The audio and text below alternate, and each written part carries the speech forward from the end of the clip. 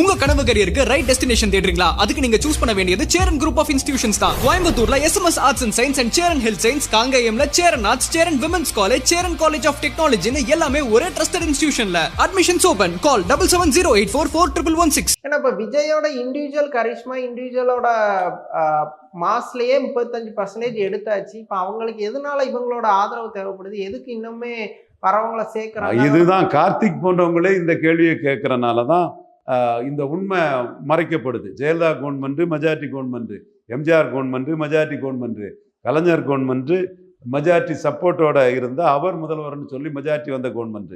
Stalin government full pledged majority government, super ப்ளோட்ஸாக அவர் முதல்வர்னு சொல்லி பெரிய சப்போர்ட்டை அனுபவித்த கவர்மெண்ட். மத்திய அரசு கட்சியான பாஜகவால் தோத்தமுன்னு சிவி சண்முகமே என்கிட்ட ரெக்கார்டே வீடியோவே இருக்குது, பேசினார். ஆனால் விஜய்க்கு கவர்மெண்ட் 108 இடங்களை கொண்ட சிங்கிள் பார்ட்டி கோலிஷன் கவர்மெண்ட். இந்த உண்மையை விஜய்க்கு பாப்புலாரிட்டி மூலமாட்டும் விஜய்க்கு க்ரௌட் புல்லிங் கெப்பாசிட்டி மூலமாட்டும் மறைக்க பார்க்குறாங்க. அது எப்படி இந்த உண்மையை மறைக்க முடியும்? அதுதான் வீரபாண்டியனும் சண்முகமும் இதாண்டா வாழ்க்கையில் நமக்கு பெரிய பொன்னான வாய்ப்புன்னு காலையிலும் சாயங்காலமும் ப்ரெஸ் மீட் கொடுத்து எங்க கவர்மெண்ட் குடும்பி எங்க கையில இருக்குன்னு காலையிலும் சாயங்காலம் பெருமை பேசிட்டு இருக்காங்களே. அவர் டிஎம்கேவையும் தான் போட்டு இழுத்து போட்டு அடிக்கிறாரு சண்முகம். அவர் விஜயை விமர்சிக்கிறத விட டிஎம்கேவை தான் அதிகமாக விமர்சிக்கிறாரு. அதை வச்சுட்டு நம்ம அவங்க வீக்கா இருக்கிறதுனால அவங்க அடிக்கிறாங்கன்னு சொல்ல முடியுமா? அவங்க எப்பவுமே ஹார்ஸா விமர்சிக்க கூடியவங்க அரசுக்கு எதிராக. என்னைக்கு விமர்சிச்சாங்க? ஸ்டாலினுக்கு எதிராக எங்க? ஸ்டாலினுக்கு எதிராக கடந்த ஆட்சியில நிறைய விஷயங்கள் பண்ணியிருக்காங்க, போராட்டங்கள்லாம் கூட இது பண்ணியிருக்கிறாங்க. 5 வருஷத்துல பண்ணதும் இங்க 45 நாள்ல பண்ணதும் உங்களுக்கு வித்தியாசம் இல்லையா? டெய்லி எங்க கவர்மெண்ட்னு ஒரு மிதப்புல தெம்புல அந்த பாடி லாங்குவேஜ் உங்களுக்கு தெரியும் இல்லையா? எனக்கு ஸ்டாலினை ஏசுறதுக்காக அவர் பிரச்சாரம் கொடுத்துருக்காரு. நான் தான் அவங்களுக்கு ஒரு செக் வைக்கிறேன். விஜய் மக்களவை தேர்தல் பொசிஷன்ல ஜெயலலிதா மாதிரி ஒரு சீட்டு தானே உங்களுக்கு ஒரு ஆப்பு வச்சுட்டாருன்னா, ஜெயலலிதா அன்னைக்கு எதிர்கட்சியா இருக்கும்போது ஜெயலலிதா 3 எம்பி சீட்டு கொடுத்தாங்க, சிபிஎம்க்கும் சிபிஐக்கும். ஆளுங்கட்சியா 2014 வரும்போது ஒன்று தான் நிற்கிறீங்கன்னா எனக்கு இல்லை, இல்லைன்னா ஓடுங்கன்ட்டாப்புல. அந்த மாதிரி இவங்க இன்னைக்கு விஜய் குடுமி எங்க கையிலன்னு வீரபாண்டியனும் சண்முகமும் காலையிலேருந்து சாயங்காலம் வர ஹை பிச்சில் பேட்டி கொடுக்கறதுக்கு அந்த தேர்தல் கூட்டணி டைமில் சரி ஓகே இப்ஸ் அண்ட் பட்ஸ் இருக்குது, பல விஷயங்கள் இருக்குது, ஒரு சான்ஸ் இருக்குது, ஒரு எம்பி சீட்டு தான் உங்களுக்குன்னு விஜய் சொல்லதுக்கு ஒரு சான்ஸ் இருக்குது. ஆனால் அவர் அவ்வளோ ஹார்ஸ் பார்கெனர் இல்லை. இன்னைக்கு சட்டசபையில் பேசும்போது தெரியாம கருணாநிதின்ட்டாரு, அதுக்கே சாரின்னு சொல்லிட்டு கலைஞர்னு உச்சரிக்கிறாரு. அவரு இப்போ ஜெயலலிதா மாதிரி யாரையும் ட்ரீட் பண்ணக்கூடிய ஆள் மாதிரி தெரியல. அவரும் கிட்டத்தட்ட ஸ்டாலின் மாதிரி கொஞ்சம் அரவணைச்சு போறதுக்கான வாய்ப்புகள் தானே இருக்கு. பார்கெனிங்ல காங்கிரஸ் பார்கெனிங்க்கு ஈல்ட் ஆகணும். எல்லாமே காங்கிரஸ் கொடுத்துக்கிட்டு மீண்டும் கொடுக்க என்ன இருக்கும் கம்யூனிஸ்டுகளுக்கு? விசிகாவுக்கும் ஓரளவு ஸ்டேட்டஸ்கோவை எடுத்துருவாங்க. விசிகாவை பாமகவை காட்டி அது இது பண்ணால் கூட விசிகா ஓரளவு ஸ்டேட்டஸ்கோ வாங்கிடுவாங்க. 2 கம்யூனிஸ்ட்டுக்கும் ஆப்பு தான் நினைக்கிறேன். பார்ப்போம் எப்படி வருதுன்னு. ஏன்னா காங்கிரஸ் 10 சீட்டில் திருப்தி அடைய மாட்டான். என்ன போட்டாலும் அவன் ஒயிட் எலிஃபண்ட் தீனி போட்டு தீராது. அங்கேயும் ராஜ்யசபா வாங்கிட்டான், இங்கேயும் ராஜ்யசபா வாங்கிட்டான். எவ்வளோ பெரிய கில்லாடி பாருங்க அவன். எந்த நெறிமுறையும் கிடையாது. பாஜக எதிர்ப்புன்னு ஒரு ஜனாதன தர்மத்துக்கு, இந்து தர்மத்துக்கு, இந்துக்களுக்கு எதிராக இந்தியா ஃபுல்லாக இது பண்ணி அங்கே முஸ்லீம் பார்ட்டி ஆயிடுச்சு. வெஸ்ட் பெங்காலில் 3 விழுக்காடு ஓட்டு, 2 முஸ்லீம் எம்எல்ஏ. அசாமில் 18 எம்எல்ஏ முஸ்லீமு, 1 எம்எல்ஏ ரிசர்வ் தொகுதி சகோதரர் முஸ்லீம்கள் மெஜாரிட்டியில் ஜெயித்தது. அடுத்து புதுச்சேரியில் உசுடுன்னு நினைக்கிறேன் 1 எம்எல்ஏ, அதுவும் இந்த மாதிரி தான் ரிசர்வ் தொகுதி. அது கட்சி ஓட்டெல்லாம் தாவேக்காட்டை இழந்து புதுச்சேரியிலையும் காலி ஆகிட்டாப்புல. ஆனால் இந்தியா ஃபுல்லாக ஒரு பாஜக எதிர்ப்புங்கிற ஒரு போலியான ஒரு வாதத்தை தூக்கிக்கிட்டு இவங்களோட சுயநலம், அரசியல் சந்தர்ப்பவாதம், பதவி வெறி எல்லாத்துக்குமே பாஜக எதிர்ப்புங்கிற ஒன்றை தூக்கிட்டு அலையிறதுனால யூபி மக்கள் விழிச்சுக்கிட்டான். யூபியில் பாஜக அரசு, பீகார் மக்கள் விழிச்சுக்கிட்டான். பீகாரில் பாஜக அரசு, சாம்ராட் சௌத்ரி ஒரு கோரி கம்யூனிட்டி, ஒரு ஓபிசி அவர் சிஎம் ஆகிட்டாப்புல. கர்நாடகாவில் இன்னைக்கு காங்கிரஸ் கவர்மெண்ட்னாலும் பாஜக அங்கே மக்களவையில் ஸ்வீப் பண்ணக்கூடிய அளவுக்கு வந்துடுச்சு. இப்போ இவங்களுக்கு உள்ள அந்த பாஜக எதிர்ப்புங்கிற பேரில் இங்கேயும் தமிழ்நாட்டுக்குள்ளேயும் ஸ்டாலினையும் ஒரு பகடக்காயாக வச்சு விஜய்கிட்ட 15 கொடு அது கொடுன்னு தான் காங்கிரஸ் வேலையை காட்டுவோம். அல்லது நாங்கள் ஸ்டாலின் கூட போய் நீங்கள் பிஎம் கேண்டிடேட் இல்லாமல் போயிருவீங்கன்னு மிரட்டல் வேலையை தான் காங்கிரஸ் பார்ப்பாப்பில். அப்போ காங்கிரஸுக்கே எல்லாம் தீனியும் போட்டுக்கிட்டு அது பிறகு சிபிஐ என்ன பண்ண முடியும்? எல்லா சீட்டையும் கொடுத்துட்டு தீனியை போட்டுட்டுல சீட்டை கொடுத்துட்டு வார்த்தையை வேணா அவமதிக்கிறதுக்காக அந்த வார்த்தையை போடலை. ஓகே, இது சிபிஎம் சிபிஐட்ட இருந்து ஒன்று தான் சொல்லி தான் காங்கிரஸ் பார்கெனிக்கு அதிக சீட்டு கொடுக்க முடியும். இன்னைக்கு கொஞ்சம் விஜய் சட்டப்பேரவையில் பேசும்போது கொஞ்சம் பிலோ த பெல்ட் இறங்கி அடிச்ச மாதிரி இருந்துச்சு. கொளத்தூர்ல 5 நிமிஷத்துக்கு பேசுனதுக்கே காணாம போயிட்டீங்கன்னு சொன்னதா இருக்கட்டும் சரி, அப்பாவை காணும்ட்டு தேடுற மாதிரி ஒரு கதை சொன்னாரு. அது டிஎம்கேவை கடுமையா ட்ரிகர் பண்ணிட்டா. எல்லாருமே நீங்க ஒரு வேளையில 50 நிமிஷம் பேசினா அது ரிவர்ஸா கூட ஆயிருக்குமே. 50 நிமிஷம் பேசினா ரிவர்ஸா கூட ஆயிருக்குமே. 5 நிமிஷம் பேசினா இவ்வளவுன்னா 50 நிமிஷம் பேசினா இப்படின்னு ஒன்றும் கேரண்டி கிடையாது. 50 நிமிஷம் பேசினா அது போர் அடிச்சு ரிவர்ஸா கூட ஆயிருக்குமேங்கிறேன் நான். நீங்க 5 நிமிஷம் பேசுனீங்க, குளத்தூர்ல தோத்துட்டாரு. ஓகே, 50 நிமிஷம் பேசினா அதுவே போர் அடிச்சு கூட்டம் கலைஞ்சு போய் வேற மாதிரி ஆயிருக்குமேன்னு சொல்றேன் நான். இதெல்லாம் சும்மா டிஎம்கேவை ட்ரிகர் பண்ணதா அவங்க இதெல்லாம் மீனிங்லெஸ் கிளைம் தான். எல்லாருமே கொளத்தூரை சொல்லியே கவுண்டர் கொடுக்க நினைக்கிறாங்க. இதெல்லாம் மீனிங்லெஸ் கிளைம் தான். 50 நிமிஷம் பேசினா குளத்தூர்ல தாவேக்காவே தோக்கக்கூடிய அளவுக்கு மிஸ்டேக்காக கூட பேசிடலாமே. இதெல்லாம் ஒரு சும்மா ஒரு சிங்கிள் லார்ஜஸ்ட் பார்ட்டியாக வந்தவங்க ஏதோ மெஜாரிட்டி வந்த மாதிரிப்பட்ட ஒரு கிளைமை வைக்கிறாங்க. அந்த இடம் நான் மட்டும்தான் சொல்கிறேன். நீங்கள் 35 விழுக்காடு எடுத்துட்டீங்க, ஸ்டாலினை தோக்கடிச்சிட்டீங்க, ஃபேக்ட்ரி. பட் உங்களுக்கு 108 சீட்டு தான். ஸ்டாலின் தனி மெஜாரிட்டி வந்தார். அவர் முதல்வர்னு, கலைஞர் முதல்வர்னு சொல்லி தனி மெஜாரிட்டி வந்தது. நீங்கள் முதல்வர்னு சொல்லி உங்களுக்கு தனி மெஜாரிட்டி வரல. ஸ்டாலின் முதல்வர்னு சொன்ன 13 பேரை வச்சு தான் நீங்கள் ஆட்சி பண்ணுறீங்க. இந்த அவமானத்திலேருந்து நீங்கள் மீளணும்னா ராமகிருஷ்ண ஹெக்டே, என்டிஆர் மாதிரி உங்களுக்கு தான் கூடுதல் நேரம் பேசினா தான் அதிக சீட்டு வருமே. அந்த கான்ஃபிடென்ட்டோட டிசால்வ் பண்ணிட்டு வாங்க, சாதிச்சுட்டாரு விஜய்னு மைனாரிட்டி கவர்மெண்ட் விஜய்னோ 4 பார்ட்டி கொலிஷன் கவர்மெண்ட்னோ யாரும் சொல்ல போகிறதில்ல. ஸ்டாலின் முதல்வர்னு சொல்ல ஆட்களை வச்சு நீங்கள் ஆட்சி நடத்துறீங்கன்னு உங்களை யாரும் அவமானப்படுத்த போகிறதில்ல. எங்கள் எம்எல்ஏக்களை தான் உங்களுக்கு தந்திருக்குன்னு நக்கல் ஐயாண்டி உதயநிதி ஸ்டாலின் செய்ய போகிறதில்ல. நீங்கள் தெள்ள தெளிவாக உங்களுக்கு அதில் நீங்கள் பேசுகிறதுல உங்களுக்கு கான்ஃபிடன்ஸ் இருக்குன்னா இன்றைக்கே கவர்னர்கிட்ட டிசால்வ் பண்ணிக்கிட்டு எங்களுக்கு தனி மெஜாரிட்டி இருந்தால் தான் கரெக்டாக இருக்கும்னு நீங்கள் தெளிவாக சுப வீரபாண்டியங்கிட்டையும் சண்முகத்துக்கிட்டையும் லோல் படுறதோட மெஜாரிட்டிக்கு மக்களை சந்திக்க போகலாமா, தாராளமாக போகலாமா. If you are confident of your words, இதை நீங்கள் தாராளமாக டெஸ்ட் பண்ணி பார்க்கலாமா. இதைத்தான் டே 1ல இருந்தே நான் சொல்லிட்டு இருக்கேன். டிவிகேக்கு மெஜாரிட்டி இல்லாதது எப்படி ஒரு நெருடலா எம்பாரசிங்கான விஷயமா இருக்கும், அதே மாதிரி டிஎம்கேக்கு கொளத்தூர்லேயே ஸ்டாலின் தோத்தது ரொம்ப எம்பாரசிங்காக இருக்கா? எல்லாரும் அதையே கார்னர் பண்ணிகிட்டே இருக்கிறாங்களா? அதை நீங்கள் எப்படி பார்க்குறீங்க? குளத்தூரில் ஸ்டாலின் தோத்தது எதிர்பாராத ஒரு இதுதான். தோல்வி, அந்த தோல்வி தான் விஎஸ் பாபு எம்எல்ஏ ஆக்கியிருக்கு. அவ்வளோதான். இது நடந்து முடிஞ்ச விஷயம்தான். அடுத்த ரவுண்டை தான் அடுத்தால பார்க்கணும். இந்த இதுக்குள்ளே திருச்சி கிழக்குக்கு மட்டும் எலெக்ஷன் வந்துன்னா ஸ்டாலின் நின்றுருக்கலாம். குளத்தூரில் தோத்த ஒரு சிம்பதியை மையமாக வச்சு நின்று இருக்கலாம். ஸோ அதற்கான வாய்ப்பும் இல்லை. 6 சட்டமன்ற தொகுதிக்கான இடைத்தேர்தல் தான். இதில் 6ல் 5 1 தாவேக்கா தொகுதி, 5 ஏடிஎம்கே தொகுதி. இந்த தேர்தல் களத்தை டிஎம்கே எப்படி எடுக்க போகிறாங்கன்னு தான் பார்க்கணும். 5 அதிமுக வெற்றி பெற்ற தொகுதி, 5 பேரும் தாவேக்கா போயிட்டாங்க. 1 விஜய் 2 தொகுதியில் நின்று வெற்றி பெற்ற திருச்சி கிழக்கு. இதில் டிஎம்கே எப்படி பெர்ஃபார்ம் பண்ண போகிறாங்கங்கிறதான் அடுத்த ரவுண்டு களம் வரும். அடுத்த ரவுண்டு களம் வர்றது வரை நாங்கள் 50 நிமிஷம் பேசியிருந்தா டெபாசிட் போயிருக்கோம். நாங்கள் எங்கள் 13 எம்எல்ஏக்களை வச்சு தான் நீங்கள் ஆட்சியில் இருக்கிறீங்க, இது பேசிட்டு தான் இருக்கலாம். இந்த களத்தை ரிவர்ஸ் பண்ண முடியுமா முடியாதாங்கிறது 6 தொகுதி இடைத்தேர்தலில் தெரியும். அது இன்னைக்குள்ள சூழ்நிலையில் டிவிக்கு கூட்டணி பலத்தோட முன்னோட கொஞ்சம் அதிகார பலம் ப்ளஸ் கூட்டணி பலத்தோட அட்வான்டேஜாக தான் டிவிக்கே இருக்கிறாங்கங்கிறத நான் மறுக்க வரல. பட் அதை எப்படி இதை முறியடிக்க போகிறாங்க எதிர்கட்சிகளுங்கிறத நம்ம பொறுத்திருந்து பார்ப்போம். சீமானும் கூட ஒரு பிளேயராக தான் அந்த 6 தொகுதியிலையும் காங்கிரஸ் கூட்டணி போனது தமிழினத்துக்கு துரோகம்னு விஜய மையமாக வச்சு 35-4 போன இடத்துல காங்கிரஸை மையமாக வச்சு இன துரோகிகள், சந்தர்ப்பவாதிகள், துரோகிகள்னு காங்கிரஸோட அரசியல் அடித்து அவர் இந்த இடைத்தேர்தலில் எவ்வளவுக்குள்ள முன்னேற முடியுமாங்கிறத அவரும் பார்ப்பார். எல்லாமே இடைத்தேர்தல் ரிசல்ட்டில் தான் நமக்கு என்னன்னு தெரிய வரும். இதில் எனக்கு என்ன டவுட்னா, இப்போ ஏடிஎம்கே பிஎம்கே ஒரு நேச்சுரல் அலைன்ஸ் அப்படிங்கிற ஒரு ஃபீல் இருக்குது. ஒருவேளை அவர் ஏடிஎம்கேவை பிரேக் பண்ணிட்டு டிஎம்கேவோட போனால் இதே கெமிஸ்ட்ரி ஒர்க் அவுட் ஆகுமா? ஏன்னா இவ்வளோ நாள் ஆப்போசிஷனாக இருந்துட்டாங்க. இது மட்டுமே இல்லை, திமுகவும் அதிமுகவும் சேர்ந்துட்டாங்கன்னா கூட்டணியில். ஓகே, எனக்கு இப்போ அதுவும் கொஸ்டின். ஏன்னா அது இப்போ சோமன் இப்சன் பட்ஸ் எப்படி வருதுன்னு நம்ம சொல்ல முடியாதுல்ல. விடுதலை சிறுத்தைகள் காங்கிரஸ் எல்லாம் விட்ரா பண்ணிட்டாங்கன்னா இவரு போய் தாவேக்காவோட, அதெல்லாம் சோமன் இப்சன் பட்ஸ். இன்னைக்கு அவருக்குள்ள இம்பார்ட்டன்ஸ் வந்து பெருசா இருக்குது. என்ன பண்றாரு, எப்படி பண்ணாரு, என்ன ஆஃபர் வருது, எப்படி வருது, அன்னைக்குள்ள சூழ்நிலை என்ன, அதெல்லாம் ஃபியூச்சரா அன்னைக்குள்ள காலகட்டத்தை பொறுத்து வரும். அவர் இன்னைக்கு பாமகவின் ராமதாஸின் வீழ்ச்சியிலையும் மும்முனை போட்டி ஆனதுலையும் மிக முக்கியமான ஒரு தலைவரா அன்புமணி ராமதாஸ் உருவாயிட்டார். அவர் இங்கே தான் போகணும், அங்கே போகக்கூடாது, அப்படிலாம் நமக்கு ஒன்றும் இல்லை. அவங்க முடிவை அவங்க பண்ணிக்குவாங்க.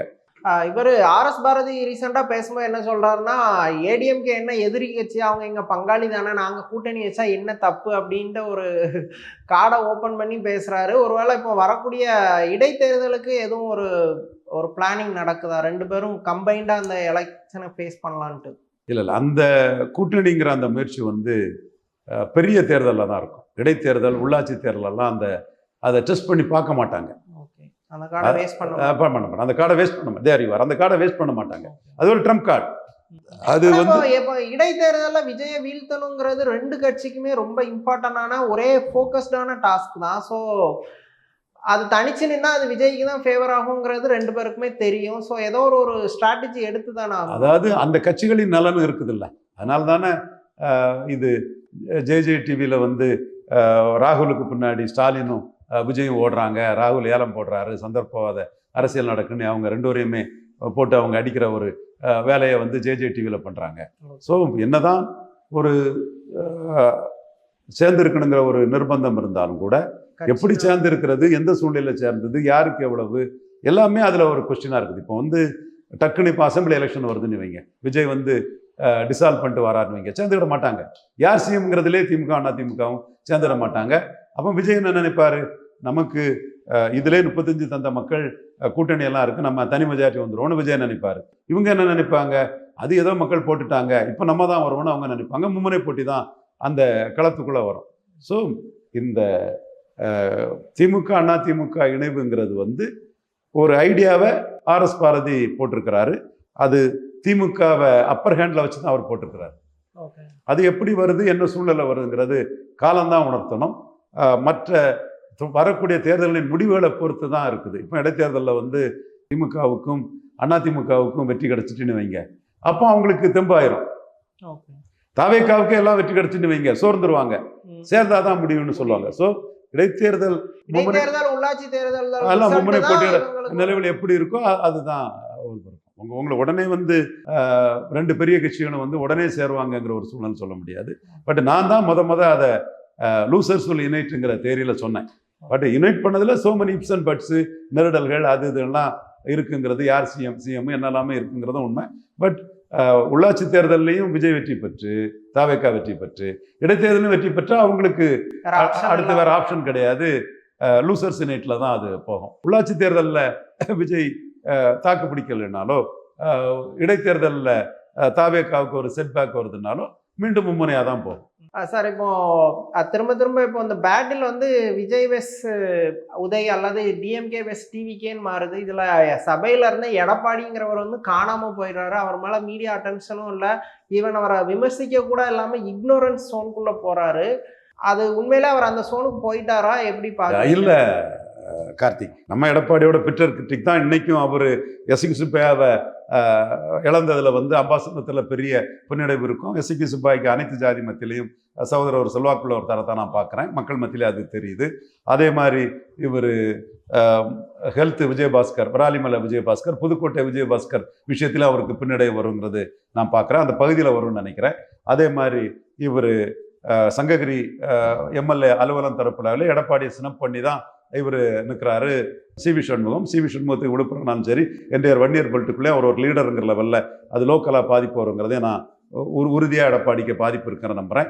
அதே மாதிரி கொங்கு மண்டலத்தில் இவர் வேலுமணி, இப்போ நீங்கள் வேலுமணி இல்லாமல் எப்படி இது பெருந்துறை இடைத்தேர்தலையும் தாராபுரம் இடைத்தேர்தலையும் நீங்கள் சந்திப்பீங்க. அந்த பாஜக எம்எல்ஏ வேலுமணியால் ஜெயித்தன்னு வெளிப்படையாக சட்டத்தில் சொல்கிறாருன்னா அவருக்கு ஒரு ஆர்கனைசிங் கெப்பாசிட்டி இருக்குது. பாஜக எம்எல்ஏ ஜெயிக்கிறதுக்கு அவருக்குள்ள வந்து ஒர்க் பண்ணக்கூடிய கெப்பாசிட்டி இருக்குது. இவங்களால வந்து லோக்கல் லெவலில் எடப்பாடிக்கு கண்டிப்பாக பாதிப்பு வரும். அது உடுமலை ராதாகிருஷ்ணா இருந்தாலும் சரி, கடலூர் சம்பத்தா இருந்தாலும் சரி, இவர் கடம்பூர் ராஜா இருந்தாலும் சரி, இந்த மாதிரி லோக்கலில் இன்ஃப்ளூயன்ஸ் உள்ளவங்க, க்ளவுட் உள்ளவங்களால கண்டிப்பா எடப்பாடி பழனிசாமிக்கு அமைப்பு ரீதியாக அதிமுகவில் பாதிப்பு ஏற்பட தான் செய்யும், அதுல எந்த மாற்றமும் இல்லை. பட் அவர் ஸ்கோர் பண்ணக்கூடிய சில இடங்களும் இருக்குங்கிறதா நம்ம இப்போ பார்க்கணும். ஸ்கோர் பண்ணக்கூடிய இடம் என்னன்னா, மேகதாது மேட்டர்ல வாக்கெடுப்பு நடந்து முடிஞ்ச பிறகு உதயநிதி ஸ்டாலின் வந்து ஒரு இன்க்ளூஷனுக்கு போறாரு, ஒன்று சேர்க்க போறாரு, மேகதாது நடுவர் மன்றம்னு. அதை முதல்வர் வந்து மற்ற ஒரு டெசல்ட்ரி அவுட்லுக்கில் இது வந்து சபை எல்லாருமே போட்டு சபையில் கலந்து கொண்ட அத்தனை பேரும் ஏற்றுக்கொண்ட தீர்மானம். அதில் ஒரு எதிர்க்கட்சி தலைவர் மட்டும் அதை மாற்ற முடியாதுங்கிறது ஒரு அவசர கதியில் உணராமல் அதை ஏற்றுக்கிட்டார். இப்போ எடப்பாடி என்ன வராரு, நீங்கள் 2 பேருமே காங்கிரஸ் கூட்டணிக்கு ஓடுறீங்க, 2 பேருமே ராகுல் காந்திக்கு புகழ்ந்து ஒரே பதில ராகுல் காந்தி 2 பேருக்குமே வந்து நீ என் கூட நின்று, நீ என் கூட யாரோட நிற்கிறீங்க, ஏலம் போட போறாரு ராகுல் காந்தி. விஜய் 10, ஸ்டாலின் 11, விஜய் 15, ஸ்டாலின் 16ன்னு பச்சையா கேவலமா 2 பேருக்கு இடையில சீட்டு பேரத்தை பண்ண போறாரு எதிர்காலத்தில். அதுக்கு தான் அவரு பிளான் பண்றாரு, 2 பேரையும் இது பண்றாரு. இவரு எடப்பாடி என்ன சொல்றாரு, நீங்க பண்ணுனது தமிழ்நாட்டுக்கு பாதிப்பா வருங்கிறார். ஸோ அவர் வந்து மேகதாது நடுவர் மன்றங்கிறது தமிழ்நாட்டுக்கு பாதிப்புங்கிறாரு. நீங்க 2 பேருமே கர்நாடகாவுக்கு சாதகமா. ஓகே, இந்த மாதிரி ஏதோ ஒரு இடங்கள்ல இஷ்யூ பேஸ்டா சம்டைம்ஸ் இவங்க மிஸ் பண்ற இடத்துல அவரால் ஸ்கோர் பண்றதா வச்சுக்கிட்டா கூட கட்சியில இருந்து சாரையா போய் டிவிகேல ஜாயின் பண்றாங்க. இந்த சனிக்கிழமையும் ஒரு பெரிய கூட்டம் போய் வாசல்ல காத்து கடந்து ஜாயின் பண்றாங்க. அது ஏடிஎம்கே இமேஜ் எப்படி காட்டும்? அது ஒண்ணுமே ஏடிஎம்கே வந்து ஒரு சக்கையாயிடுச்சு அப்படின்ட்டு தானே வெளியே பாக்குறவங்களுக்கு தெரியும். அதைத்தானே நான் இப்போ தெளிவா சிவி சண்முகத்துல இருந்து இவர் வேலுமணியில இருந்து எஸ்ஐக்கு சுப்பியாவில இருந்து நான் தெளிவா அதை சொன்னேன். நீங்க அதை இன்னும் அது கிரவுண்ட் லெவல்ல இறங்கி போயிட்டு கிரவுண்ட் லெவலில் ஒன்றிய லெவலில் கூட இருக்குன்னு சொல்றீங்க. அது உண்மைதான். ஏன்னா அதிமுக காரங்க 10 ஆண்டுகள்லாம் ஆட்சி அதிகாரத்தில் இல்லாமல் இருந்ததில்லை. ஜெயலலிதா டக்குன்னு ஆட்சிக்கு வந்துட்டாங்க. அப்போ என்ன இவரை நம்பி எப்படி நம்ம ஆட்சி அதிகாரத்துக்கு வர முடியும்? அது இன்னும் 5 வருஷம் நம்ம இருக்க முடியுங்கிற எண்ண ஓட்டம் இருக்குது. அமைப்பு ரீதியாக அதிமுக பலகீனம் அடையுது. 21 விழுக்காடுங்கிறது டவுன் ஆயிருக்குங்கிறத நான் மறுக்க வரல. பட் சில பொலிட்டிக்ஸ் அவர் செய்கிறாருங்கிற இதையும் நம்ம வந்து அக்செப்ட் பண்ணி தான் தீரணுங்கிறது. இந்த மேகதாது விஷயத்துல சட்டசபைக்குள்ள அவர் ஸ்கோர் பண்ணியிருக்காருங்கிறதும் உண்மை.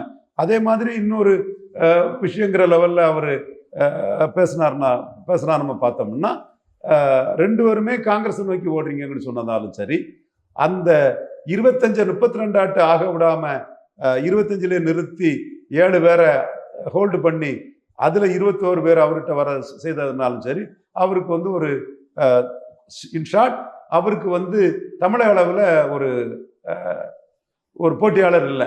சசிகலா, தினகரன், ஓபிஎஸ் இவங்களுக்கு பிறகு தமிழக அளவில் ஒரு போட்டியாளர் இல்லை. பட் லோக்கல்ல உள்ள பாதிப்பு வரக்கூடியது வந்து டிஸ்ட்ரிக்ட் லெவல்லே இருக்குது, ஒன்றிய லெவல்லே அவரை இருக்குது. சங்கராபுரம் எம்எல்ஏ எல்லாம் வந்து வன்னியர் சமூகத்தை சேர்ந்தவர். அவரு படத்தை தூக்கி எடப்பாடி படத்தை தூக்கி போட்டுக்கிட்டு சிவி சண்முகம் பின்னாடி நிற்கிறாருன்னு சொன்னா அந்த இடம் வந்து எடப்பாடி பழனிசாமி ஆளுமைக்கு ஒரு மைனஸ் தான். 21 பேர் உங்கள்கிட்ட எடுத்தீங்க, அவங்கள ஏன் ஹோல்டு பண்ண முடியல? அப்போ அவங்க உள்ள இருந்தே உங்களை ரிவல்ட் பண்ணக்கூடிய ஒரு சூழல் தானே வருது. நீங்க வந்து சிவி சண்முகத்தை வந்து சிவி சண்முகத்தையும் இவர் விஜயபாஸ்கரையும் வந்து அப்படியே மெயின்டைன் பண்ணி கொண்டு போயிருக்கலாமா? நீங்க தானே கண்ட்ரோல் பண்ணி திரும்ப அவங்களை எடுத்திருக்கீங்க. அப்படி எடுத்தவங்களே மீண்டும் இழக்கக்கூடிய அளவுக்கு ஏன் நீங்க செயல்படுறீங்க? பட் நீங்க வேற ஏதோ நோக்கத்துல சட்டசபைக்குள்ள ரொம்ப ஜாலியா தான் இருக்கிறீங்க. பாத்தீங்கல்ல, எடப்பாடி இருந்ததை பாத்தீங்கல்ல. அப்போ இதை பற்றி கவலைப்படலாம். அதான் கேக்குறேன். அவர் வந்து எங்கேயோ ஸ்கோர் பண்றோம் அப்படிங்கறது மட்டுமே நினைச்சிட்டு கட்சி அப்படியே கரைஞ்சு போகுதுங்கிறத ரியலைஸ் பண்ணாமே இருக்கிறாரா? அப்போ அவர் வந்து இருக்கிற கட்சி தன் கட்சியா இருக்கட்டும், தான் சொல்றதை கேட்கட்டுங்கிற மாதிரி ஒரு அல்டீரியர் இன்டென்ஷனோட உள்நோக்கத்தோட செயல்படுறாரோ, ஜாலியா இருக்கிறத பார்த்தா அப்படித்தானே அது தோணுது. அப்போ கட்சி குட்டையோ நெட்டையோ சிறுசோ பெருசோ நான் இருக்க கட்சி என் கட்சியா இருக்கணும். அது 21-15 ஆனாலும் பரவாயில்ல, 1% அது ஏன் கட்சியா இருக்கணுங்கிற பாணிக்கு அவரு செயல்படுறாருங்கிற எண்ண ஓட்டம் தான் அவரை பற்றி வருது. ஆனா இன்னொன்னு, கூட்டணி அரசியல்ல அவருக்கு இன்னைக்கு பாமக இந்திய மேதா கட்சியா மாறிட்டு. அது சிவி சண்முகம் வேற அந்த 31 சீட்டு சொன்னதும் 26க்கு முன்னாடி அன்புமணியா ராமதாஸான்னு இருந்தது. ரெண்டு பேரும் சேர்ந்து இருந்தாங்கன்னா 30-35 சீட்டு வாங்கிவிடுவாங்க. 18 சீட்டில் ரெண்டு பேரும் பிரிஞ்சதுனால அவர் நிறுத்திட்டாரு. ராமதாஸை காட்டி அன்புமணியை 18க்குள்ள தள்ளிட்டாரு. இப்போ ராமதாஸுக்கு ஸ்டேச்சர் இருக்குது, ஐயாவுக்கு வந்து செல்வாக்கு இல்லை. என்ன செய்ய முடியும்? எல்லாம் காலத்தின் கோலம்தான். ஸ்டேச்சர் இருக்கு, ஐயாவுக்கு செல்வாக்கு இல்லை. அப்போ உங்களுக்கு ஒரே அடையாளமாக இருக்கிறது வந்து அன்புமணி தான். அப்போ அன்புமணி நம்ம உங்களுக்கு எதிர்கால கூட்டணி அரசியல்ல மிக மிக முக்கியமானவராக இருக்கிறாரு. அதை புரிஞ்சுக்கிட்டு தான் பேசுறாரு. அது கூட்டணி அது இது. இந்த இடத்துல அன்புமணி வந்து அதிமுகவுக்கு மட்டும் முக்கியமா இருக்கிறாரா இல்ல திமுகவுக்குமே ரொம்ப இம்பார்ட்டன்ட் பர்சனா இப்போ மாறிட்டாரா? ஏன்னா பிசிக்கே வெளியே போயிடுச்சு. ஸோ ஆட்டோமேட்டிக்கா அவங்க அன்புமணியை நோக்கி போறதுக்கான வாய்ப்புகள் இருக்குதானே? திமுகவுக்கு இம்பார்ட்டன்ட் பர்சனாட்டு அன்புமணி மாறினால தான் அந்த ஜாதிவாரி கணக்கெடுப்புன்னு ஒரு கருத்தரங்கம் பண்ணதுக்கு வந்து ஸ்டாலின் முடிஞ்சதும் வந்து வாழ்த்து தெரிவித்து பாராட்டு தெரிவித்தார். அதுவரை ராமதாஸுக்கு தான் ஸ்டாலின் வந்து பெரிய முக்கியத்துவம் கொடுத்தாரு. ராமதாஸ் முக்கியத்துவத்துக்குரியவர் தான், கலைஞருக்கு புறம் நம்மகிட்ட இருக்கக்கூடிய ஒரு மூத்த தலைவர் தான். இப்போ செல்வாக்கு வளையத்தில் ராமதாஸ் விழுந்துட்டாரு, அன்புமணி எமர்ஜ் ஆயிட்டாருன்னு தெரிஞ்சதும் சதை இருக்க இடத்துல தான் கத்தி ஆடுங்கும் போது அரசியலில் வந்து அன்புமணி தான் முக்கியமானவருங்கிற அந்த ஒரு சூழ்நிலையை வந்து ஸ்டாலின் என்டால்ஸ் பண்ணது தான். ஸ்டாலின் அவருக்கு வாழ்த்து தெரிவித்து அது பத்திரிகை செய்தியாக வெளிவரதுக்கு ஸ்டாலின் செய்தது காரணம். அன்புமணிக்கு முக்கியத்துவம் அதில் பெருசாக உயர்ந்துட்டு எடப்பாடியும் வந்து எங்களுக்குள்ள கூட்டணிக்குள்ள குழப்பத்தை உண்டு பண்ண பார்க்குறாராங்கிற அந்த இதையும் எடப்பாடி சொன்னது அதுதான் காரணம். எடப்பாடி நீங்கள் அங்கே ஜெயித்தீங்களா 21 ஜெயித்தீங்களான்லாம் கேட்டாலும் அன்புமணி விவகாரத்தில் எடப்பாடி கொஞ்சம் இப்போ நிதானம் காக்கக்கூடிய ஒரு சூழலுக்குள்ள அவர் வராருங்கிறதும் ஸ்டாலின் அன்புமணியை நோக்கி நகர்றாருங்கிறதும் அது மட்டும் இல்லை. இது விசிகாவை கொஞ்சம் கண்டெயின் பண்ணதுக்கு பாமகவுக்கும் அதிமுகவுக்கும் ஒரு நல்லுறவு இருந்தால் பெட்டருங்கிற மாதிரிப்பட்ட ஒரு சூழ்நிலையும் பாமகவோட இம்பார்ட்டன்ஸை ரொம்ப உயர்த்தி இருக்குது. ஸோ இன்னைக்குள்ள லெவலில் அந்த இம்பார்ட்டன்ஸை உயர்த்திட்டு பண்ணக்கூடிய ஒரு அரசியலே பண்ணுவோம், கன்ஃபன்ட்ரேஷன் உடனே வேண்டாங்கிறதுக்காக தான் அந்த ஜாதிவாரி கணக்கெடுப்பு மேட்டர்லையும் பாராட்டுறதோட விட்டுக்கிட்டாரு. டைம் லிமிட்டை சொல்லுங்கன்னு அன்புமணி ஒரு கேள்வியை வைக்கல. அது எலெக்ஷன் நெருங்கும் போது அந்த காலகட்டம் வரும்போது டைம் லிமிட்டை பற்றி அவர் எடுக்கலாம், டைம் லிமிட்டை பற்றி எடுக்கல. இப்போ டைம் லிமிட்டை பற்றி பாசிட்டிவ் சோஷியல் ஜஸ்டிஸ்ன்னு எல்லா ஜாதிக்குமா பேசக்கூடிய ரவீந்திரன் துரைசாமி தான் பல ஜாதி சங்க தலைவர்கள்ட்ட தொடர்பு கொண்டேன். மதுரையில் உள்ள ஒரு ஐஆர்எஸ் ஆஃபீஸர் பிரமலை கல்லர் சமூக சகோதரர் அவர் பலரும் வந்து நம்மகிட்ட பேசும்போது நிதிஷ்குமார் இவங்க மாதிரி உடனே எடுத்தா என்னங்கிற அந்த கருத்தை முன்வைக்கிறாங்க. அன்புமணி இந்த சிச்சுவேஷனில் தன்னுடைய அரசியல் முக்கியத்துவத்தை உயர்த்தி தன்னோட அரசியலை பண்ணுறாரு.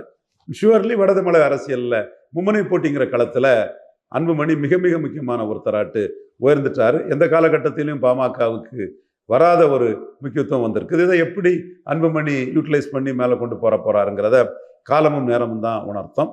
பட் பாமகவுக்கு வந்து 98 ஜெயித்ததுமே கலைஞர் பதறிட்டார்.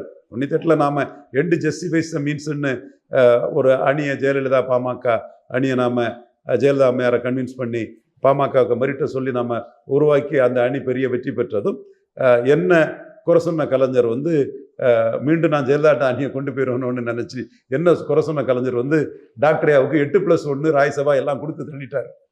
அது 8+1 கொடுத்துட்டார். அப்போ ராஜ்யசபா கொடுக்கல, அதுக்கப்புறம் தான் கொடுத்தாரு. 8+1ங்கிறத பெரிய அளவில் கொடுத்தாரு. அந்த முக்கியத்துவம் தான் highest importance to PMK in Tamil Nadu politics.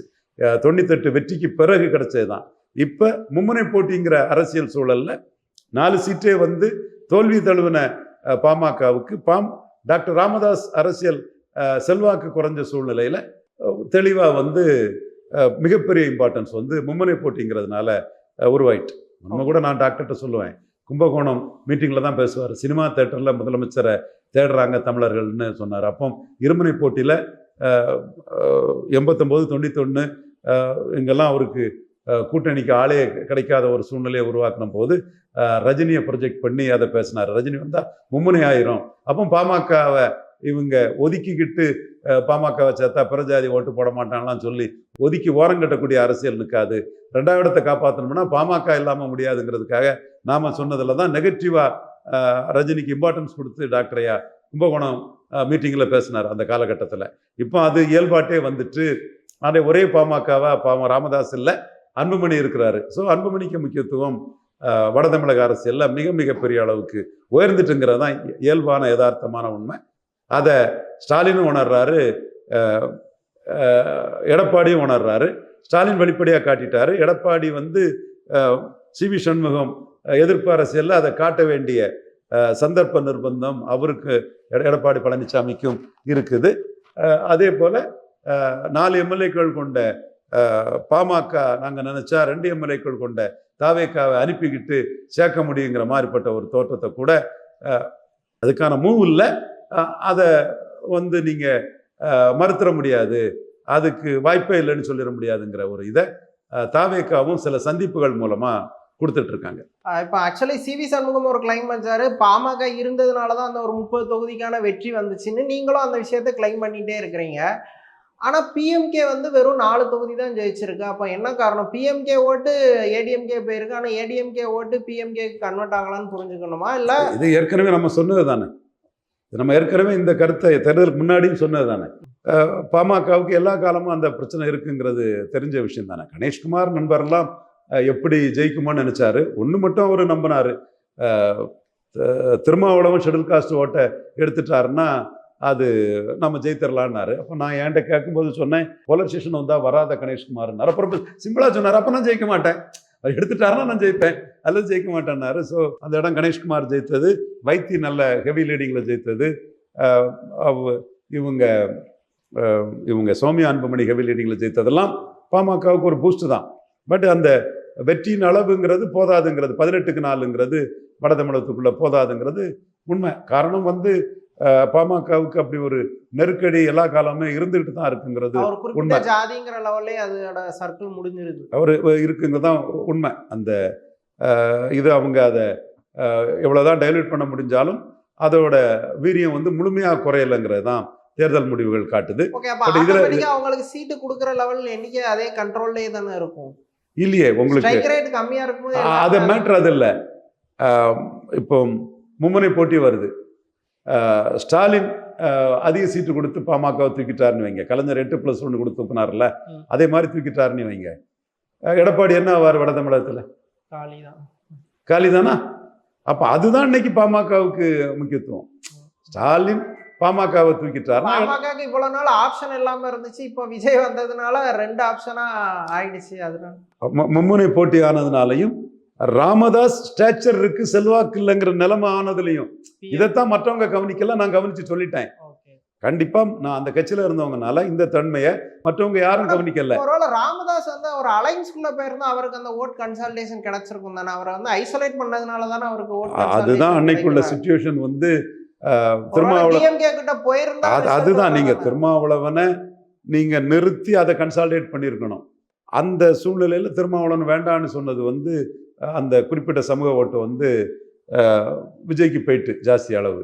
இதுல திருமாவளவனுக்காக ராமதாஸையும் சேர்க்காம விட்டது அதுவும் பின்னடைவினாச்சு.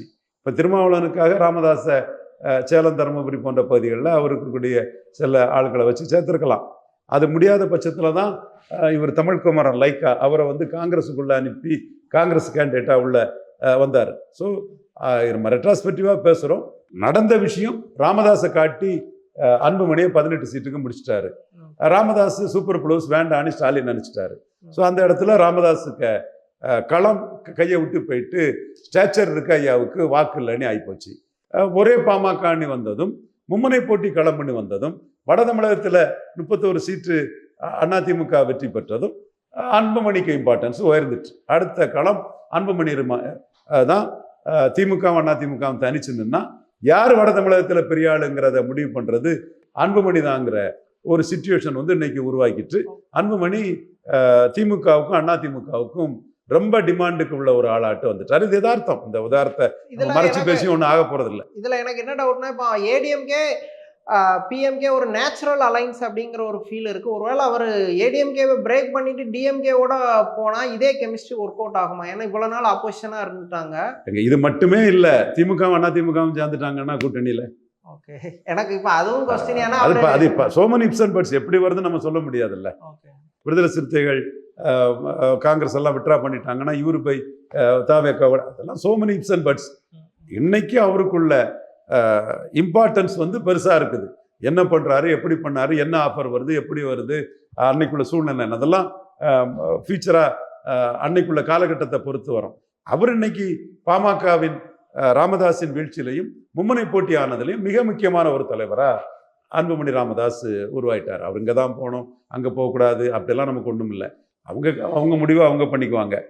இவர் ஆர்எஸ் பாரதி ரீசெண்டா பேசும்போது என்ன சொல்றாருன்னா, ஏடிஎம்கே என்ன எதிரி கட்சி, அவங்க எங்க பங்காளி தானே, நாங்க கூட்டணி வச்சா என்ன தப்பு அப்படின்ற ஒரு கார்டை ஓபன் பண்ணி பேசுறாரு. ஒருவேளை இப்போ வரக்கூடிய இடைத்தேர்தலுக்கு எதுவும் ஒரு பிளானிங் நடக்குதா, ரெண்டு பேரும் கம்பைண்டா அந்த எலெக்ஷனை ஃபேஸ் பண்ணலான்ட்டு? இல்லை, அந்த கூட்டணிங்கிற அந்த முயற்சி வந்து பெரிய தேர்தலில் தான் இருக்கும். இடைத்தேர்தல், உள்ளாட்சி தேர்தலெல்லாம் அதை டெஸ்ட் பண்ணி பார்க்க மாட்டாங்க. அந்த கார்டை வேஸ்ட் பண்ண மாட்டாங்க. அந்த கார்டை வேஸ்ட் பண்ண மாட்டாங்க. அந்த கார்டை வேஸ்ட் பண்ண மாட்டாங்க. அது ஒரு ட்ரம்ப் கார்டு. அது வந்து இடைத்தேர்தல்ல விஜய வீழ்த்தணுங்கிறது ரெண்டு கட்சிக்குமே ரொம்ப இம்பார்ட்டன்டான ஒரே ஃபோக்கஸ்டான டாஸ்க் தான். ஸோ அது தனிச்சு நின்னா அது விஜய்க்கு தான் ஃபேவர் ஆகுங்கிறது ரெண்டு பேருக்குமே தெரியும். ஸோ ஏதோ ஒரு ஸ்ட்ராட்டஜி எடுத்து தானே ஆகும். அதாவது அந்த கட்சிகளின் நலன் இருக்குது இல்லை, அதனால தானே இது ஜே டிவியில் வந்து ராகுலுக்கு பின்னாடி ஸ்டாலினும் விஜயும் ஓடுறாங்க, ராகுல் ஏலம் போடுறாரு, சந்தர்ப்பவாத அரசியல் நடக்குன்னு அவங்க ரெண்டோரையுமே போட்டு அவங்க அடிக்கிற ஒரு வேலையை வந்து ஜே டிவியில் பண்ணுறாங்க. ஸோ என்னதான் ஒரு சேர்ந்திருக்கணுங்கிற ஒரு நிர்பந்தம் இருந்தாலும் கூட எப்படி சேர்ந்திருக்கிறது, எந்த சூழ்நிலையில் சேர்ந்தது, யாருக்கு எவ்வளவு, எல்லாமே அதில் ஒரு கொஸ்டினாக இருக்குது. இப்போ வந்து டக்குன்னு இப்போ அசம்பிளி எலெக்ஷன் வருதுன்னு வைங்க, விஜய் வந்து டிசால்வ் பண்ணிட்டு வராருன்னு வைங்க, சேர்ந்துவிட மாட்டாங்க. யார் சிஎம்ங்கிறதுலே திமுக அண்ணா திமுகவும் சேர்ந்துட மாட்டாங்க. அப்போ விஜய் என்ன நினைப்பாரு, நமக்கு இதிலே 35 தந்த மக்கள் கூட்டணி எல்லாம் இருக்கு, நம்ம தனி மெஜாரிட்டி வந்துடுவோம்னு விஜய் நினைப்பாரு. இவங்க என்ன நினைப்பாங்க, அது ஏதோ மக்கள் போட்டுட்டாங்க, இப்போ நம்ம தான் வருவோம்னு அவங்க நினைப்பாங்க. மும்முனை போட்டி தான் அந்த களத்துக்குள்ளே வரும். ஸோ இந்த திமுக அண்ணா திமுக இணைவுங்கிறது வந்து ஒரு ஐடியாவை ஆர்எஸ் பாரதி போட்டிருக்கிறாரு. அது திமுகவை அப்பர் ஹேண்டில் வச்சு தான் அவர் போட்டிருக்கிறாரு. அது எப்படி வருது, என்ன சூழ்நிலை வருதுங்கிறது காலம்தான் உணர்த்தணும். மற்ற வரக்கூடிய தேர்தலின் முடிவுகளை பொறுத்து தான் இருக்குது. இப்போ இடைத்தேர்தலில் வந்து திமுகவுக்கும் அதிமுகவுக்கும் வெற்றி கிடைச்சிட்டுன்னு வைங்க, அப்போ அவங்களுக்கு தெம்பாயிரும். தாவேக்காவுக்கு எல்லாம் வெற்றி கிடைச்சிட்டு வைங்க, சோர்ந்துருவாங்க, சேர்ந்தாதான் முடியும்னு சொல்லுவாங்க. ஸோ இடைத்தேர்தல் உள்ளாட்சி தேர்தல் எல்லாம் மும்முனை போட்டியிட நிலவில் எப்படி இருக்கோ அதுதான் உங்களை உடனே வந்து ரெண்டு பெரிய கட்சிகளும் வந்து உடனே சேருவாங்கங்கிற ஒரு சூழ்நிலை சொல்ல முடியாது. பட் நான் தான் முத அதை லூசர்ஸ் வில் யுனைட்டுங்கிற தேரியில் சொன்னேன். பட் யுனைட் பண்ணதில் so many ifs and buts, நெருடல்கள், அது இதெல்லாம் இருக்குங்கிறது, யார் சிஎம் என்னெல்லாமே இருக்குங்கிறதும் உண்மை. பட் உள்ளாட்சி தேர்தலையும் விஜய் வெற்றி பெற்று, தாவேக்கா வெற்றி பெற்று, இடைத்தேர்தலும் வெற்றி பெற்றால் அவங்களுக்கு அடுத்து வேற ஆப்ஷன் கிடையாது.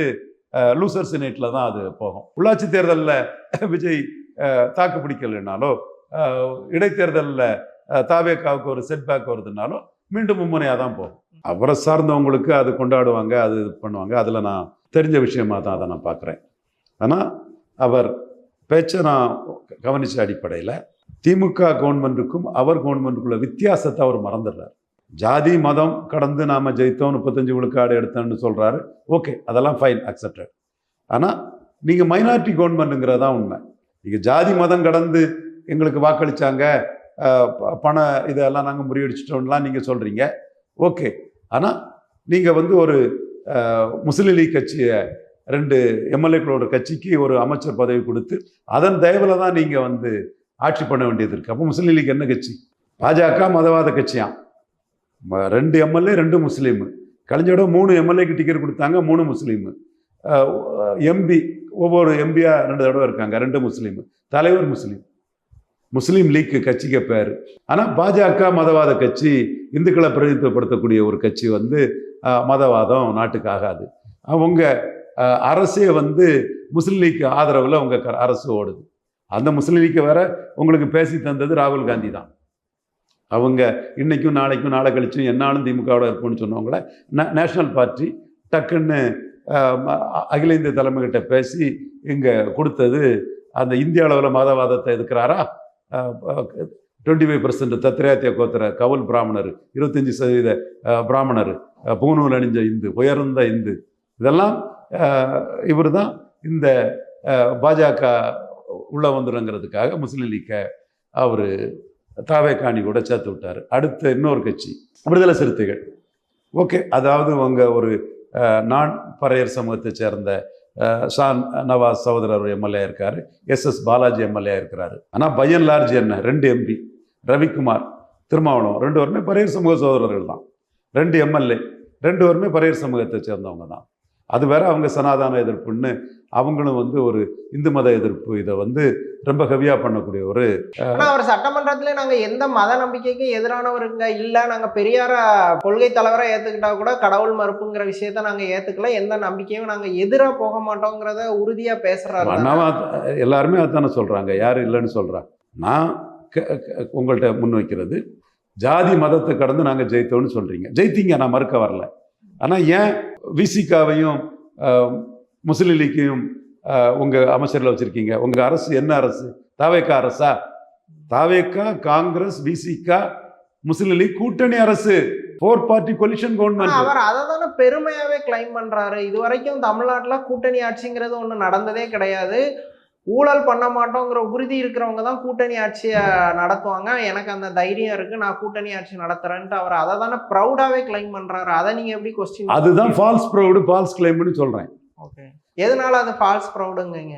நீங்க வந்து ஒரு இந்த அரசை வந்து எனக்கு மெஜாரிட்டி தரல, மக்கள் எனக்கு 35 விழுக்காடு தான் தந்திருக்காங்க, நான் என்டிஆர் மாதிரி ஹெக்டே மாதிரி கலைச்சிட்டு எலெக்ஷனை நடத்தணும்னா மக்கள் எனக்கு 45 விழுக்காடு தருவாங்க, நான் 150 எம்எல்ஏ இடங்களுக்கு மேலே பெறுவேன், நான் பெரிய வெற்றியை பெறுவேன்னு 117க்கு மேலே பெற்றுக்கிட்டு அதுக்கு பிறகு யாரையும் டிபெண்ட் பண்ணாமல் கூட்டணிக்கு ஆள் சேர்த்தீங்கன்னா உங்கள் கட்சி நீங்கள் பெருந்தன்மையாக மெஜாரிட்டி இருக்குது கூட்டணியில் சேர்த்திருக்கீங்கன்னு உங்களை பாராட்டலாம். நீங்கள் இந்த ஆட்சி அமைக்கிறதுக்கே இவங்க தேவை. அதுதான் உதயநிதி ஸ்டாலின் வந்து பதவிக்காக கவர்னர் அலுவலகத்துக்கு நடையா நடந்தாருன்னு விஜய் அடிக்கிறாரு. ஆனால் அந்த இடத்தெல்லாம் சொன்னேன், நீங்கள் மைனாரிட்டி கவர்மெண்ட்டாக இருக்கிறதோட உதயநிதி ஸ்டாலின் சட்டசபையில் ஷைன் பண்ணுவாருங்கிற கருத்தை நான் முன்வைக்கிறதுக்கு காரணம் அதுதான்.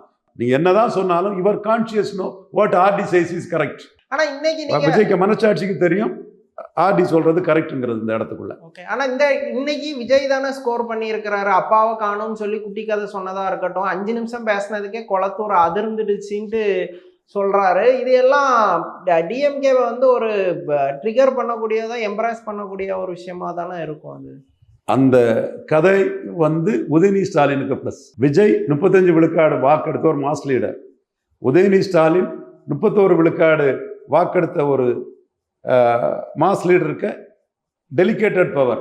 இன்னைக்கு வந்து விஜய் வர்சஸ் உதயநிதினு வந்து நிற்கிறது. ஸ்டாலின் தான் அங்கே முகம். ஆனால் சூழ்நிலை வந்து அப்பாவை காணுங்கிறது விஜய்க்கு ஈக்குவலாக உதயநிதி ஸ்டாலினை கொண்டு நிறுத்துது. காலம் உதயநிதி ஸ்டாலின் அந்த இடத்துக்குள்ள தூக்கி நிறுத்துது. இதான் டைம்ங்கிறது. ஸோ இந்த இடம் உதயநிதி ஸ்டாலினுக்கு அந்த குட்டி கதை பெரிய ப்ளஸ். உதயநிதி ஸ்டாலினுக்கு அந்த தகுதி இல்லை, விஜய் வர்சஸ் ஸ்டாலின் தான் தகுதி. ஆனால் நீங்கள் ஸ்டாலின் தோத்ததுனால விஜய் வர்சஸ் உதயநிதி வருது. அப்போ உதயநிதி அந்த இடத்துக்குள்ள ஒரு ஃப்ரெஷ் கேண்டாட்டு லிஃப்ட் ஆகிறார். இது உதயநிதி ஸ்டாலினுக்கு இந்த குட்டி கதை வந்து மறைமுகமாக உதயநிதி ஸ்டாலினை பூஸ்ட் பண்ணி விட்ட ஒரு கதை மாதிரி தான் இதில் தெரியுது. ஸ்டாலின் அடிச்சிருக்கலாம் நீங்கள், ஆனால் உதயநிதி ஸ்டாலினுக்கு அது ஒரு பூஸ்ட் இருக்குது. இன்னொன்று, நீங்கள் வந்து திமுக அரசின் தன்மையையும் உங்கள் அரசின் தன்மையையும் மக்களை ஏமாற்றி, அதாவது டெசல்ட்ரி அவுட்லுக்கில் மக்கள் அதை டீப்பாக பார்த்து உணர மாட்டாங்கன்னு பேசுகிறீங்க. திமுக அரசின் தன்மை full pledged majority government supported by alliance superfluously Congress, CPM, CPI, VCK எல்லாமே அமைச்சரவை பதவி இல்லாமல் சூப்பர்ஃப்ளூவஸாக சப்போர்ட் பண்ண ஒரு மெஜாரிட்டி கவர்மெண்ட். அது நீங்கள் பண்ணுறது ஒரு மைனாரிட்டி கவர்மெண்ட். உங்களுக்கு உள்ள பலம் 107 தான். அப்கோர்ஸ் 108, 233க்கு 107, 234க்கு 108, உங்களுக்கு டபுள் என்ட்ரி போட்டுக்குங்க, 108 தான் உங்களுக்கு. ஸ்டாலினுக்கு அமைச்சரவை அப்படி இல்லை, தாராளமாக மெஜாரிட்டி உள்ள ஒரு அமைச்சரவை. அந்த அமைச்சரவை வந்து மத்திய அரசை மோதுனது செயல்பட்டதெல்லாம் வந்து அவங்களுக்கு எந்த த்ரெட்டும் இல்லாத ஒரு ஃப்ரீயாக கம்ஃபர்டபுளாக இருந்த ஒரு சூழ்நிலையில் இருந்த ஒரு அமைச்சரவை அது. உங்கள் அமைச்சரவை வந்து ஸ்டாலின் அமைச்சரவை மாதிரியோ 2006 கலைஞர் அமைச்சரவை மாதிரியோ சிங்கிள் பார்ட்டி கவர்மெண்ட், யாருக்கும் அமைச்சரவையில் பங்கு கொடுக்கல. பங்கு கொடுக்க வேண்டிய சூழல் இருந்தது. அது அவர் வந்து காங்கிரஸை சமாளிச்சுக்கிட்டாரு, கம்யூனிஸ்டை சமாளிச்சுக்கிட்டாரு, பாமகவை மேல் சபை கொண்டு வரான்னு சமாளிச்சுக்கிட்டாரு. அதை சமாளிச்சுக்கிட்டு தனியாட்சி நடத்தினார். நீங்கள் வந்து கூட்டணி ஆட்சிங்கிறது உங்களுக்கு கம்பல்ஷன் இல்லை, உங்கள் சாய்ஸ் இல்லை, கம்பல்ஷன். இந்த இடம்தான் உங்களுக்குள்ள அந்த பலகீனத்தை மறைச்சு நீங்கள் வந்து திமுக ஆட்சி தாவேக ஆட்சின்னு பேசுகிறாங்க. திமுக கவர்மெண்டின் தன்மை வேற, தாவேக கவர்மெண்டின் தன்மை வேற. தாவேக கவர்மெண்ட் வந்து 4 பார்ட்டி கோலிஷன் கவர்மெண்ட், திமுக government single party Stalin full pledged majority government. Vijay வந்து ஃபுல் பிளட்ஜ் மெஜாரிட்டி கிடையாது. TVK doesn't have full pledge majority. It is only a single largest party. ஆனா மக்கள் வந்து இந்த அளவுக்கு வேறுபடுத்தி பார்க்க மாட்டாங்கல்ல. அவங்க என்ன, முதலமைச்சர் யாரு, விஜய் இருக்கிறாரு, அவர் கோட் ஷூட் போட்டு வர்றாரு, அழகா இருக்கிறாரு, உதயநிதிக்கு கவுண்டர் கொடுக்குறாரு, இதை தானே அவங்க பாக்குறாங்க. ஸோ இது வந்து இப்போ விஜய் நாளுக்கு நாள் அவரோட மவுசையும் கிரேஸையும் கூட்டிக்கிட்டே தானே போகும். என்ன சூழல் வந்தாலும் காங்கிரஸுக்கு எத்தனை பெர்சன்டேஜ் உள்ளாட்சி தேர்தலில் சீட்டு கொடுப்பீங்க? காங்கிரஸ் அம்பாசம்பத்தை கேட்டா என்ன செய்வீங்க? உங்களுக்கு வந்து ராஜ்யசபாவை காங்கிரஸ் கொடுத்தீங்களா இல்லையா? 5 எம்எல்ஏ இருக்கக்கூடிய கட்சிக்கு 2 மந்திரி கொடுத்தீங்களா இல்லையா? சரி, நீங்கள் வந்து 8 பரையர் மந்திரிங்கிறத நீங்கள் கிளைம் பண்ணுறீங்க. ஓகே, ஃபைன், நான் பாராட்டுறேன். ஆனால் உங்களுக்கு 6க்கான கிளைம் தான் உங்களோட கிளைம். நீங்கள் எப்படி விஸ்வநாதனை கிளைம் பண்ண முடியும்? ராகுல் காந்தி கிளைம் பண்ணிட்டு, மல்லிகார்ஜுன கார்கே கிளைம் பண்ணிட்டு, நீங்கள் விஸ்வநாதனை எப்படி கிளைம் பண்ண முடியும்? வன்னியரசு எப்படி நீங்கள் கிளைம் பண்ண முடியும்? திருமாவளவன் கிளைம் பண்ணிட்டு. அப்போ நீங்கள் வந்து பாசிட்டிவாக 8 பரையர் சமூக சகோதரர்கள் அமைச்சருங்கிறது ஒரு சமூக நீதி புரட்சி தான். நான் வரவேற்கிறேன், பாராட்டுறேன். பாசிட்டிவ் சோஷியல் ஜஸ்டிஸ் பேசக்கூடிய நான் பரையர் சமூகம் எம்பவர் ஆனதை மனப்பூர்வமாக நான் பாராட்டுறேன், வரவேற்கிறேன். எனக்கு இதில் எந்த செகண்ட் தாட்டே கிடையாது. இந்த இடத்துக்குள்ள நீங்கள் 6 பேருக்கான கிளைமை தான் நீங்கள் வைக்க முடியும். டிவிகே கொலிஷன் தான் 8 பேருக்கான கிளைமை வைக்க முடியும். அப்போ நீங்கள் வந்து இண்டிவிஜுவலாக விஸ்வநாதனுக்கு கிளைமையும் இவர் வன்னியரசுக்கு கிளைமையும் நீங்கள் எப்படி வைக்கலாம்? அப்போ அந்த இடத்துக்குள்ள நீங்கள் ஒரு மக்கள் டீப்பாக பார்க்க மாட்டான், மேலோட்டமாக பார்ப்பான், மேலெழுந்த வாரியாக பார்ப்பாங்கிறது தான் உங்களோட கணக்காக இருக்குது. அது இல்லைங்கிறத சுட்டி காட்டத்தான் ஸ்டாலின் அமைச்சது single party full pledged government, Kalaignar அமைச்சது single party government, so majority அவுட் சைடில் இருந்து கிடைச்சது. ஜெயலலிதா அமைச்சது சிங்கிள் பார்ட்டி கவர்மெண்ட்டு, எம்ஜிஆர் அமைச்சது சிங்கிள் பார்ட்டி கவர்மெண்ட்டு, விஜய் அமைச்சிருக்கிறது 4 party coalition government only due to shortage of majority for the single party. நீங்க வந்து சட்டசபை கலைச்சிக்கிட்டு 140 வந்துகிட்டு அப்புறம் ஜெயித்த 1-2 ஜெயித்த யாருக்காவது மந்திரி சபையில் இடம் கொடுத்தீங்கன்னா அது உங்களோட பெருந்தன்மை.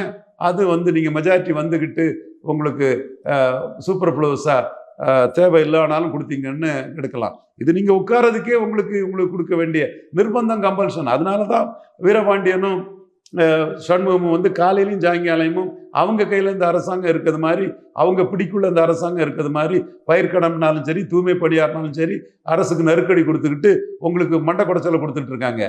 நீங்கள் ஒரு வேளையில் என்னோட பார்வை, நீங்கள் டிசல்யூஷன் பண்ணிட்டு தனி மெஜாரிட்டிக்கு போகிறது தான் உங்களுக்கு கரெக்டுங்கிறது என்னோட பார்வையாக நான் தொடர்ந்து சொல்லிட்டு இருக்கேன். It is up to Vijay to take the call. ஆனா இப்போ முதல் முறையா அரசியலுக்கு வந்து ஒரு ஆட்சியை பிடிக்கிறாரு. ஆட்சியை பிடிச்ச முதல் முறையே வந்து அவருக்கு கூட்டணி ஆட்சி அமைக்க வேண்டிய ஒரு கம்பல்ஷன் ஏற்படுது. அதை சிறப்பா கையாளும் போது அவர் வந்து இன்னுமே அவர் வந்து ஒரு முதிர்ச்சி மிக்க அரசியல்வாதியா தானே வருவார். இதை வந்து அங்கெல்லாம் பார்த்தா அது பாசிட்டிவ். அப்படி வந்தா பாராட்டலாம், அதுல எந்த மாற்றமும் இல்லை. ஆனா மதத்தையும் ஜாதியையும் இது பண்ணிட்டேன்னு சொல்லிக்கிட்டு மதவாதத்தையும் ஜாதியவாதமும் இல்லாம ஆட்சி அமைக்க முடியாத ஒரு துர்பாக்கிய நிலைமையில் நீங்க இருக்கீங்கிறது உங்க மனச்சாட்சிக்கே தெரியும். மற்றபடி நான் இந்த கவர்மெண்ட்ல வந்து கல்வித்துறையில வந்து ரினிவலுக்கோ என்ஓசிக்கோ காசு வாங்கலைங்கிறது சொல்றாங்க.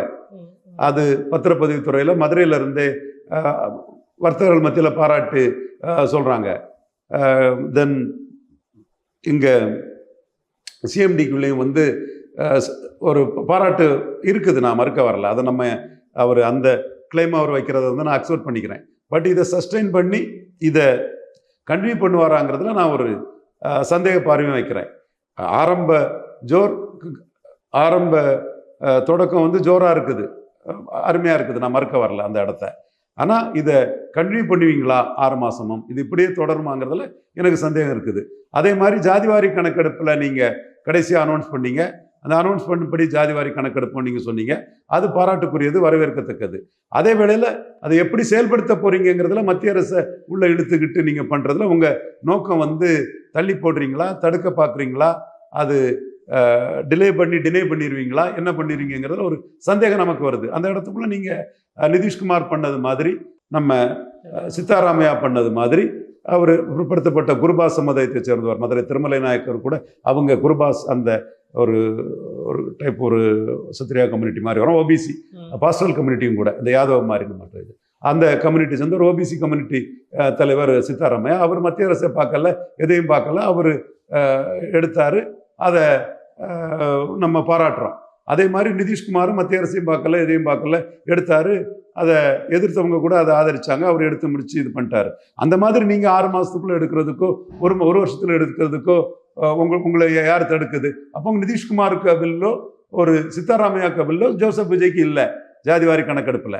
பட் மற்றவங்கள விட நீங்க ஆன் பாலிசி நீங்க அதை அக்செப்ட் பண்ணியிருக்கதை அன்புமணி வரவேற்ற மாதிரி நான் வரவேற்கிறேன். பட் செயல்பாட்டில் நீங்க எப்படி செய்வீங்கிற ஒரு சந்தேகம் உங்க மேல இருக்குங்கிறதே நான் பதிவு பண்றேன். அது காலம் வரும்போது தான் உங்க செயல்பாடு எப்படி இருக்கு, உண்மையிலே நீங்க எப்போ எடுக்க போறீங்க, எப்படி எடுக்க போறீங்கிறது தெரிய வரும்.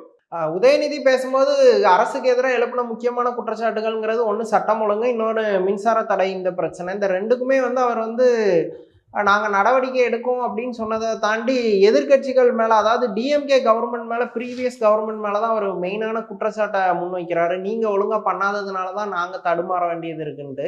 அந்த மாதிரியான அக்யூசேஷனை நீங்கள் எப்படி பார்க்குறீங்க? இது தன்னோட பலவீனத்தை மறைக்கிறதுக்கு மக்களால் தோற்கடிக்கப்பட்ட கட்சிக்கு, டிஃபீட் பண்ணப்பட்ட கட்சி மேலே பழியை போட்டுட்டு காலம் தள்ளுறக்கூடிய ஒரு தன்மையை தான் பார்க்குறேன்.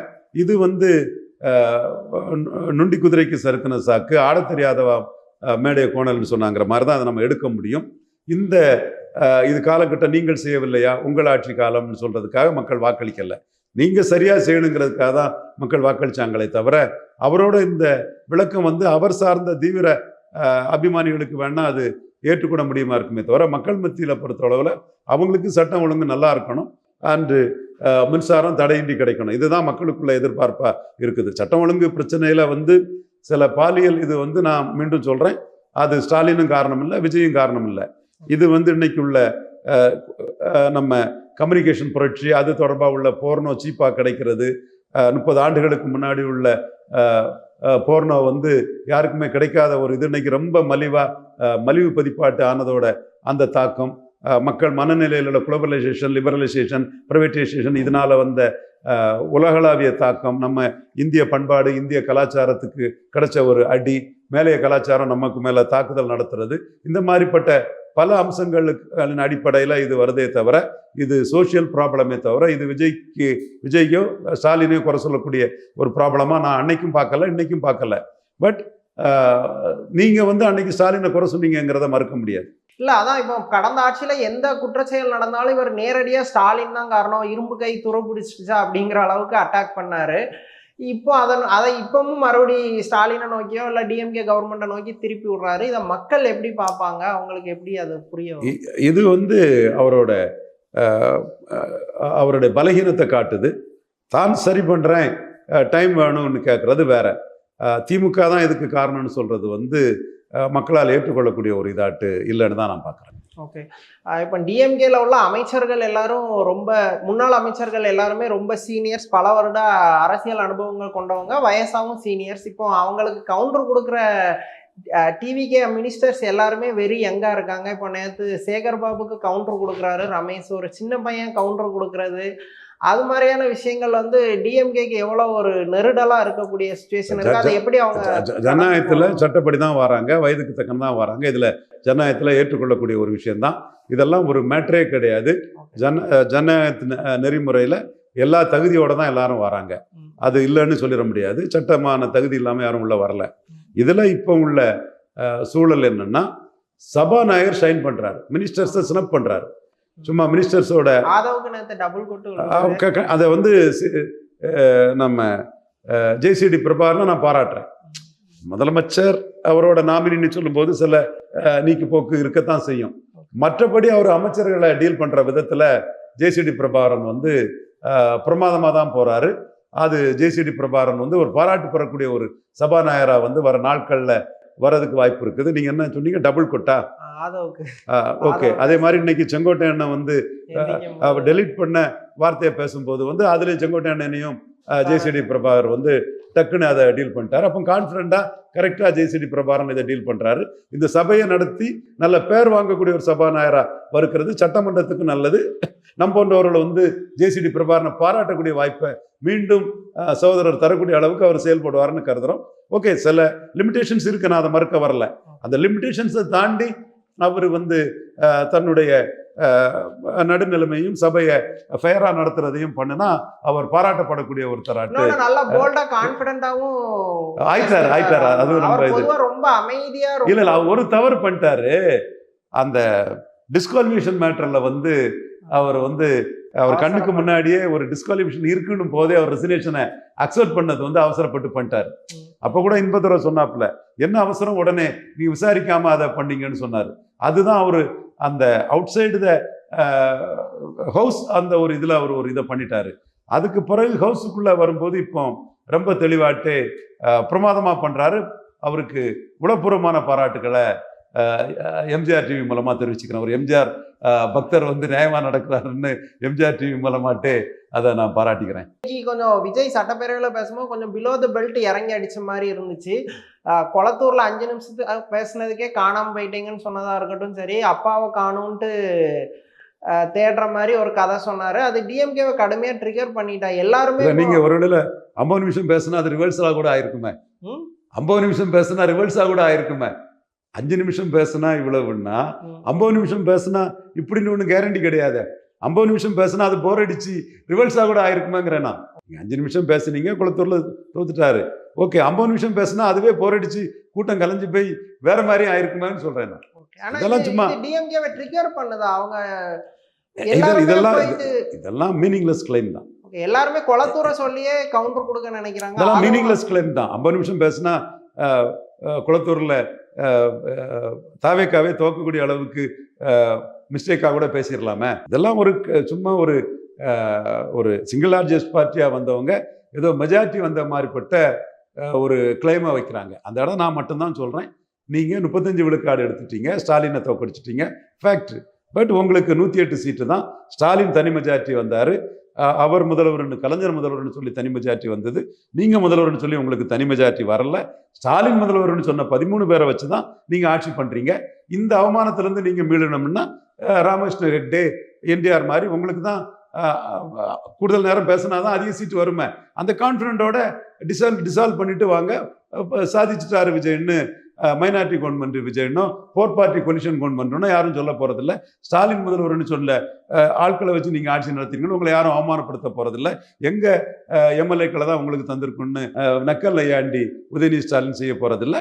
நீங்க வந்து தெள்ள தெளிவா உங்களுக்கு அதுல நீங்க பேசுறதுல உங்களுக்கு கான்ஃபிடன்ஸ் இருக்குன்னா இன்னைக்கே வந்து கவர்னர்கிட்ட வந்து டிசால்வ் பண்ணிக்கிட்டு எங்களுக்கு தனி மெஜாரிட்டி இருந்தாதான் கரெக்டா இருக்கும்னு நீங்க தெளிவா வந்து சுப வீரபாண்டியங்கிட்டையும் சண்முகத்துக்கிட்டையும் லோல் படுறதோட மெஜாரிட்டிக்கு வந்து மக்களை சந்திக்க போகலாமா, தாராளமாக போகலாமா. If you are confident of your words, இதை நீங்க தாராளமாக டெஸ்ட் பண்ணி பார்க்கலாம். இதைத்தான் டே 1ல இருந்தே நான் சொல்லிட்டு இருக்கேன். டிவிகேக்கு மெஜாரிட்டி இல்லாதது எப்படி ஒரு நெருடலா எம்பாரசிங்கான விஷயமா இருக்கும், அதே மாதிரி டிஎம்கேக்கு வந்து கொளத்தூர்லேயே ஸ்டாலின் தோத்தது ரொம்ப எம்பாரசிங்கா இருக்கா? எல்லாரும் அதையே கார்னர் பண்ணிட்டே இருக்கிறாங்களா?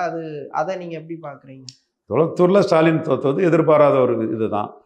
தோல்வி, அந்த தோல்வி தான் விஎஸ் பாபு எம்எல்ஏ ஆக்கியிருக்கு. அவ்வளவுதான். இது வந்து நடந்து முடிஞ்ச விஷயம் தான். அடுத்த ரவுண்டை தான் அடுத்தால பார்க்கணும். இந்த இதுக்குள்ள வந்து திருச்சி கிழக்குக்கு மட்டும் எலெக்ஷன் வந்துன்னா ஸ்டாலின் நின்றுருக்கலாம். குளத்தூர்ல தோத்த ஒரு சிம்பதியை மையமாக வச்சு நின்று இருக்கலாம்.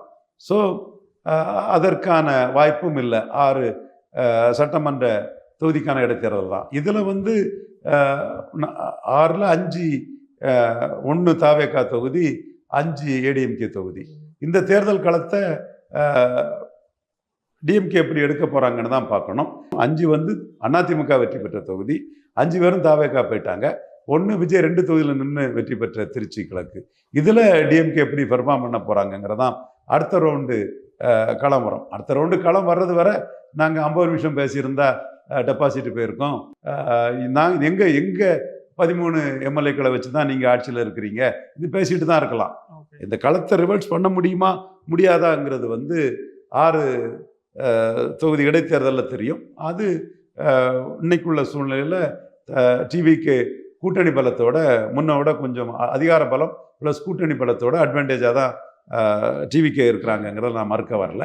பட் அதை எப்படி இதை முறியடிக்க போகிறாங்க எதிர்கட்சிகளுங்கிறத நம்ம பொறுத்திருந்து பார்ப்போம். சீமானும் கூட ஒரு பிளேயராக தான் அந்த 6 தொகுதியிலையும் வந்து காங்கிரஸ் கூட்டணி போனது தமிழினத்துக்கு துரோகம்னு விஜயை மையமாக வச்சு 35-4 போன இடத்துல காங்கிரஸை மையமாக வச்சு இன துரோகிகள் சந்தர்ப்பவாதிகள், துரோகிகள்னு காங்கிரஸோட அரசியல் அடித்து அவர் இந்த இடைத்தேர்தலில் எவ்வளவுக்குள்ள முன்னேற முடியுமாங்கிறத அவரும் பார்ப்பார். எல்லாமே இடைத்தேர்தல் ரிசல்ட்டில் தான் நமக்கு என்னன்னு தெரிய வரும். ஓகே சார், தமிழ்நாடு அரசியல் குறித்து பல விஷயங்களை விரிவாக பேசுனீங்க. ரொம்ப நன்றி.